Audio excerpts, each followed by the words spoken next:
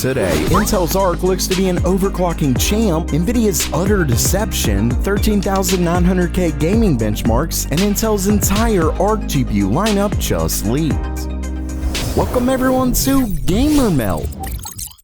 First up for today, Intel's Arc GPUs look to have huge potential for overclocking. That's right, in a new video from Pro High Tech, the YouTuber overclocks Intel's newest A380. What's wild is that he didn't actually touch the clocks. Instead, he upped the power targets and voltage offset. Now, in his testing, he didn't see a big jump in clocks, only around 100 to 150 MHz. But here's the thing, the GPU power went up from 35 watts to around 50 to 55 watts. And as you can see in the benchmarks, Intel's A380 got a huge boost in performance. Not only did it get much closer to Nvidia's GTX 1650, but it actually beat it in a couple games. Of course, as you'll notice, that 55 watts still isn't anywhere near Intel's own 75 watt rating, so this overclock could just be closer to stock settings. Clearly, Intel is still having some major issues with their drivers, but there's definitely hope for the company's upcoming GPUs. And speaking of hope, you actually have a chance to pick up one of Nvidia or AMD's next-gen GPUs when they're released, if you sign up for the GamerMail Notification Squad, a free way to keep up with all the great PC hardware releases coming soon. From awesome new PC hardware deals to getting notified right when a big release drops. Just visit the link in the description, put your email in, and you're all set. I won't send you a bunch of spam or anything like that either. The last thing I sent was on Amazon's Prime Day. I mean, it's free, and you can unsubscribe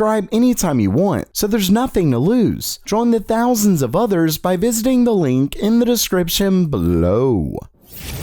Next up for today, Nvidia is doing something really messed up, and I think they need to be called out on it. And while it was originally a leak from the Weibo forum, it looks to have been confirmed by Nvidia themselves. Basically, as the original leaker stated, Nvidia is releasing an OEM RTX 3050 with 2,304 CUDA cores. The issue is that there's already an RTX 3050, and that one comes with 2,560 CUDA cores. That's clearly an issue because the DIY card has been reviewed and people expect a certain level of performance out of that card. But with this new model, they simply won't get it. As you can see, Nvidia now lists two different GPU specs for the 3050. One that essentially confirms that leak with 2,304 cores. But it gets even worse. The same model also gets lower clocks. Now, you could argue that Nvidia isn't completely lying, but by calling it an RTX 3050, they're making you think it's the same RTX 3050 you saw when the DIY variant was released. But it's not. I would say that they might call it something else, but it seems pretty clear that it's set to be the 3050. And given it has the same amount of RAM, I don't see them advertising the RAM as the difference like they did with the 12GB 3080. Basically, if you're buying a pre-built PC with a 3050, make sure you know what you're getting.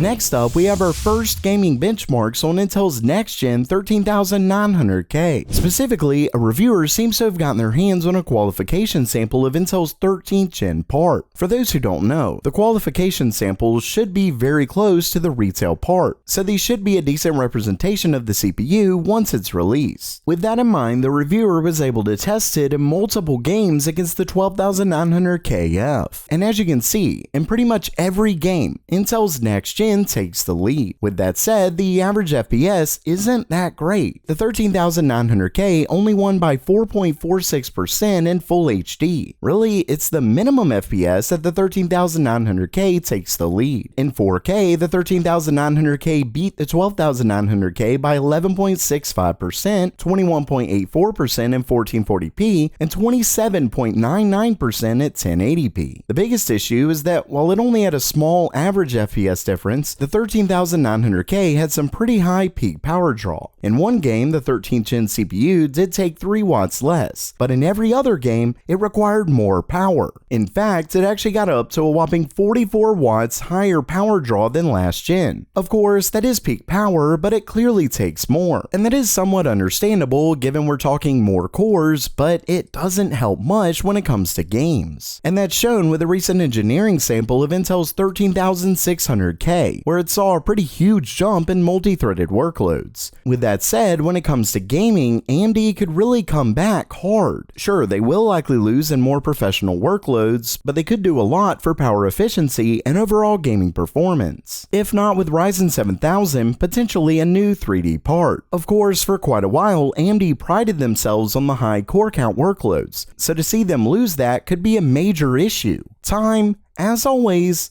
will tell.